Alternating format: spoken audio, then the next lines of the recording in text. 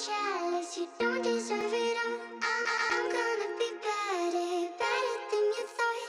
I promise I won't jealous, you don't deserve it, don't deserve it, don't deserve it, don't deserve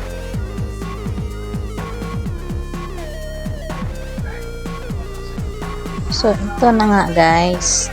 Hihiwa ako ng gulay na upo para aking lulutuin ngayong tanghalian namin. Masarap po ang upo. Igisa sa piniritong isda. Lagyan ko yan ng pritong isda guys para masarap. Maiba naman kasi kadalasan namin ang ihahalo namin dito ay sardinas. Ito naisip ko na isdang pinirito naman ang ihalo ko dito para maiba naman ang lasa. Hiwain ko muna guys itong gulay na upo. At ito na nga guys, tapos ko na pinirito yung isda. Kaya himay-himayin ko na ito ng maliliit.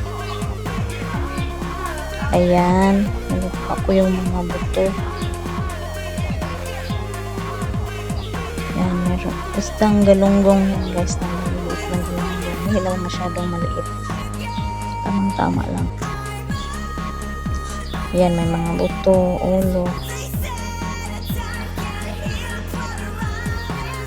Ang daming buto niya guys.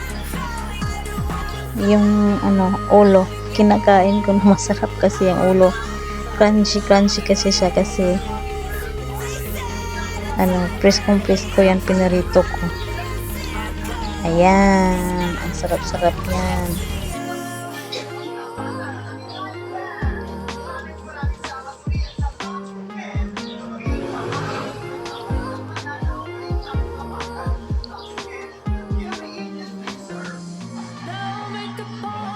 So ito na guys, patapos na akong maghimay ng isda. Ayan. Kunti na lang, tapos na.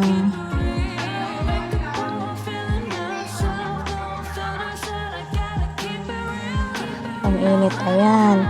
So ito na yung aking finished product na upo with piniritong isda na galunggong. Sarap po yan guys. Thank you for watching. Bye bye.